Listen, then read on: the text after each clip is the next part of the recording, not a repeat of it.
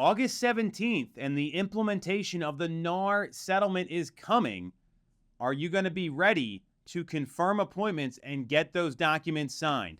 I've got a script for the confirmation call I'm going to share with you next so you can get those documents signed and not waste your time. If you get some value out of this or you like what you hear, make sure to subscribe to the channel, hit the bell for notifications, and if you want to schedule a call about how we can help you like this with these kind of scripts and dialogues in your business, you can do that with the link in the comments. The confirmation call is something I've done throughout my entire career. We coach our team on. Coaches out in the industry say you got to confirm, you got to pre-qualify.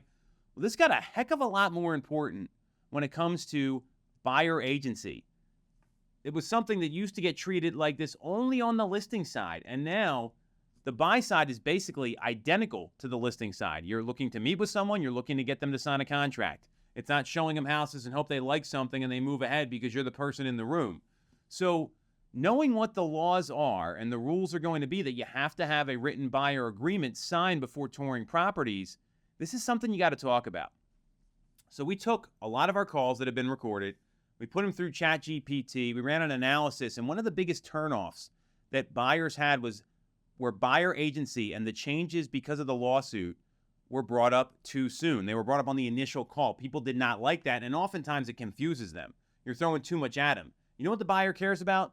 Getting into the house they want to tour. So that would be step one. Don't bring it up on the initial call. Make it a two-step process. You set the appointment, you get off the phone. You send the pre-appointment email, you send a video, a resume, all that stuff, and then you call back to confirm. And the call should go something like this. Hey, Brian. Hey, Wendy. It's Tom Toole here with RE/MAX. I'm giving you a call to confirm we're still good to look at the property at 123 Banana Street at 5 o'clock tomorrow. Yeah, sure, Tom. That sounds great. We're excited to see the place. Perfect. Can't wait to meet you guys. Really appreciate you taking the time to set something up. Just out of curiosity, has anyone shared with you the new changes in place around touring homes and working with a buyer agent like myself?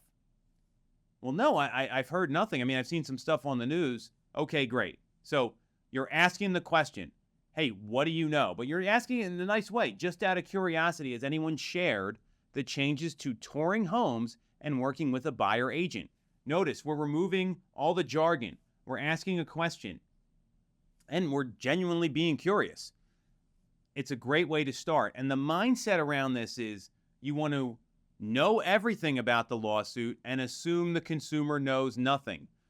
If you start verbal diarrhea all over these people and just spewing out words, you're going to lose them. You want to keep this clear and concise. So here's where the role play comes in. So let's finish the rest of the script. So hey, you guys don't know anything about it. Totally get it. That's what my job is, to explain it to you. So I'm glad you told me that, Brian. So one of the biggest changes that comes out of this lawsuit is that prior to touring any homes, buyers and agents are going to be required to enter into a buyer contract or a buyer agreement before getting into any property.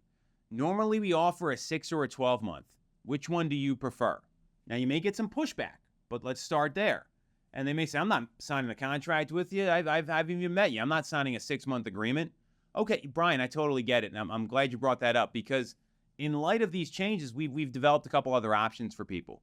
We can go with a 30-day test drive contract where you can see how I work. We can make sure we feel comfortable working together and go through it that way. Or we can sign a property-specific agreement. The challenge with that is anytime you want to see a home, we're going to have to keep signing these contracts. So would you be open-minded to a 30-day test drive agreement? And see what they say. Remember, they're going to have to sign something before they go tour a home. And you want to also remind them, hey, the vast majority of sellers are still offering acceptable commissions. I'll explain this more when we get together about how all that works. But if you want to go tour this home, we got to do that. And then if you get a lot of pushback, you can just bring them into the office and set the consult up. This settlement's going to do a couple things for you. One, it's going to make your script work better.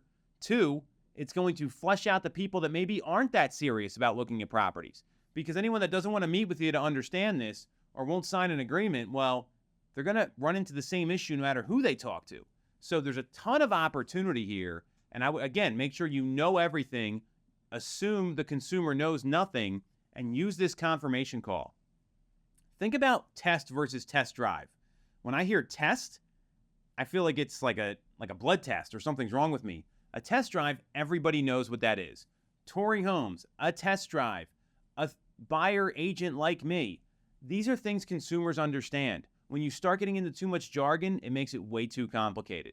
So use this script, confirm your appointments that way, obviously stay compliant with the rules of the settlement, and you're going to be in great shape and earn more buyer business.